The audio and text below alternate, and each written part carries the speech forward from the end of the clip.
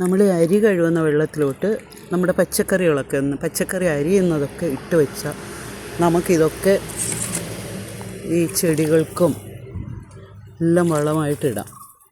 ഏത്തപ്പഴത്തിൻ്റെ തൊലിയും എല്ലാം അരിഞ്ഞ് വെച്ച് കഴിഞ്ഞാൽ നമുക്കിതിനൊക്കെ വളമായിട്ട് ഇടാം. നല്ലതാണ്.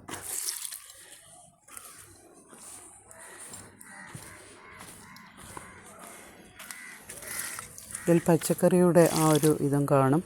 പിന്നെ അരി കഴുകിയ വെള്ളം, അതുപോലെ തന്നെ കഞ്ഞിവെള്ളം നമുക്ക് വെച്ചിരുന്ന ഒരു ദിവസം കഴിഞ്ഞിട്ട് അതിലോട്ട് നമുക്ക് കുറച്ച് വെള്ളമൊക്കെ ഒഴിച്ച് വെച്ച് ഒരു ബക്കറ്റിൽ വെള്ളമാക്കി, കുറുകിയ കഞ്ഞിവെള്ളമാണെങ്കിൽ ഒരു ബക്കറ്റിൽ വെള്ളമാക്കിയിട്ട് നമുക്ക് ഇത് ചെടികൾക്കും പച്ചക്കറിക്കും എല്ലാം നമുക്ക് ഒഴിച്ചു കൊടുക്കാം.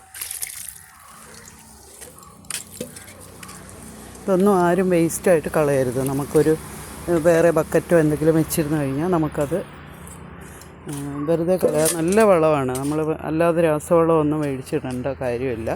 ഇതിനൊക്കെ നമുക്ക് നല്ല ഒരു വളമായിട്ട് ഉപയോഗിക്കാം.